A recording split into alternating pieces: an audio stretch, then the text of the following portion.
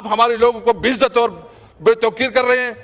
बैठे हैं, मेरे ख्याल में वो हमारे एमएनए अंदर बैठे हैं, एक एक एमएनए बता देंगे। हाथ उठाए हमारे पंजाब के एमएनए, उसके आपके साथ कितना जुल्म हो रहा है कि नहीं हो रहा? एक एक को जो है जलील किया जा रहा है। ये इसने इस मुल्क को अपने बाप के जागीर बनाया हुआ है।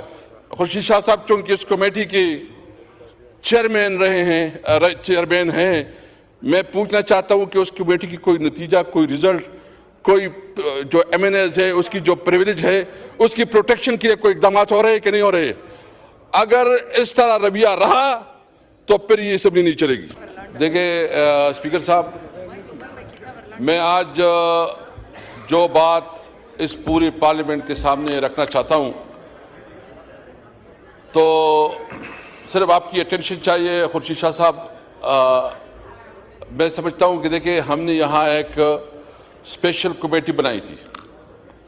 वो स्पेशल कमेटी का बुनियादी मकसद ये था कि जब पार्लियामेंट के ऊपर हमला हुआ और पार्लियामेंट की तज़हीक की गई और प्रिविलेज ब्रीच की गई, तो इसके हवाले से जो है ना एक कमेटी बनाई और उस कमेटी का ये था कि ये इस हाउस की जो इस्तेहकाक मजरूआ है उसको बहाल करेगी। मुझे समझ नहीं है कि अभी तक उस कमेटी ने क्या फाइंडिंग दी है, क्या एक्शन लिया है। और उसका नतीजा भी ये है कि हमारे पंजाब के जितने एमएनएज हैं इस पे ज़मीन तंग की गई है। हमारे जितनी भी एमएनएज इधर बैठे हैं, हमारे एक एक एमएनए की घरों पे छापे पड़ रहे हैं, उनको धमकियां दी जा रही है, उनको प्रेशराइज किया जा रहा है और उनको कहा जा रहा है कि आप इस्तीफा दे दें। और ये तक कहते हैं कि हमने स्पीकर से बात की है, आपका इस्तीफा फौरी तौर पर मंजूर हो जाएगा। तो ये हमें बताएं कि क्या ये पार्लियामेंट इस तरह चलेगा?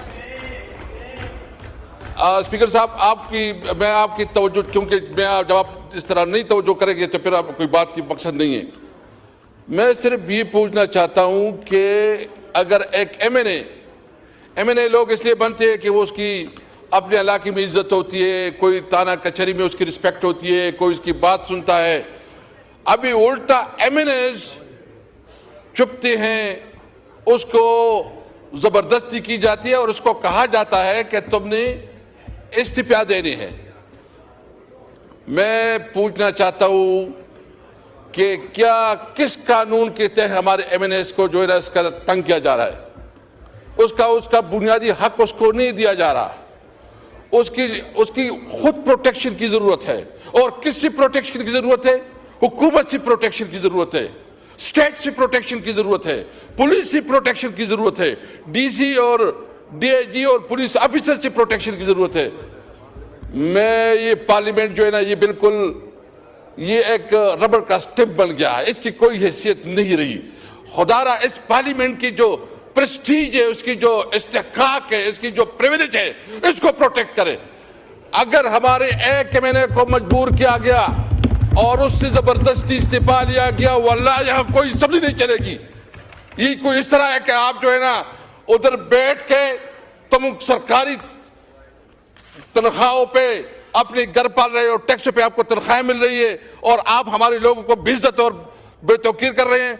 बैठे हैं, मेरे ख्याल में वो हमारे एमएनए अंदर बैठे हैं, एक एक एमएनए बता देंगे। हाथ उठाए हमारे पंजाब के एमएनए, उसके आपके साथ कितना जुल्म हो रहा है कि नहीं हो रहा? एक एक को जो है जलील किया जा रहा है। ये इसने इस मुल्क को अपने बाप के जागीर बनाया हुआ है। खुर्शीद शाह साहब चूंकि इस कमेटी के चेयरमैन हैं, मैं पूछना चाहता हूं कि उस कमेटी की कोई नतीजा, कोई रिजल्ट, कोई जो एमएनएज है उसकी जो प्रिविलेज है उसकी प्रोटेक्शन के लिए कोई इकदाम हो रहे हैं कि नहीं हो रहे? अगर इस तरह रवैया रहा तो फिर ये असेंबली नहीं चलेगी।